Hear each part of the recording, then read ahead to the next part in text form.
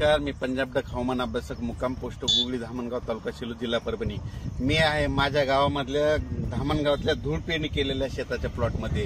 म्हणजे हे धामणगावचे संपूर्ण शेतकरी येतं आणि या धामणगावातली धूळ पेरणी म्हणजे 4 जूनच्या प्लॉटचे येतं। 4 जूनच्या धूळ पेरणीमधली हा कापूसाचं पीक या ठिकाणी आलेलं आहे। तर या ठिकाणावर आज तुम्हाला अंदाज देत आहे। सर्व शेतकऱ्याला सांगू इच्छितो आज 28, 29, 30 राज्यात पुन्हा आणखीन पावसाचा जोर वाढणार आहे म्हणून हा अंदाज लक्षात द्यायचा आहे। सर्व शेतकऱ्याला सांगू इच्छितो की राज्यामध्ये जवळपास 5 ऑगस्ट पर्यंत असाच पाऊस राहणार आहे, दररोज भाग बदलत पडणार आहे। म्हणून शेतकऱ्यांनी काय करायचं, जशी वेळ भेटेल तशी तुम्ही फवारणीची तयारी करा। सर्व शेतकऱ्याला सांगू इच्छितो तर 5 ऑगस्ट पर्यंत राज्यात हे पावसाचं सत्र असंच चालू राहणार आहे। काही भागात रिमझिम, कुठं मुसळधार, कुठं अतिवृष्टी, कुठं वाहुणी असा पाऊस पडणार आहे। वापसा काही होणार नाही, त्याच्यामुळे जशी सवड भेटेल तसे तुम्ही कामे करून घ्या।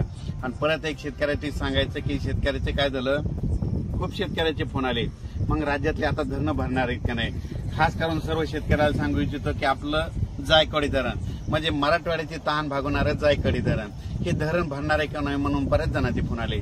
तर सर्व शेतकऱ्याला सांगू इच्छितो की जायकवाडी धरण देखील यावर्षी भरणार आहे, म्हणून ही देखील त्यांच्यासाठी आनंदाची बातमी। त्याच्यानंतर सांगायचं येलदरी धरण हे देखील म्हणजे धरण भरणार आहे, कारण की सप्टेंबर ऑक्टोबर मध्ये तर सरासरीपेक्षा जास्त पाऊस पडणार आहे, म्हणून हे सगळ्या धरणामध्ये आवक येणार आहे आणि हे सगळं भरणार आहे। आणि शेतकऱ्यासाठी ही खूप आनंदाची बातमी।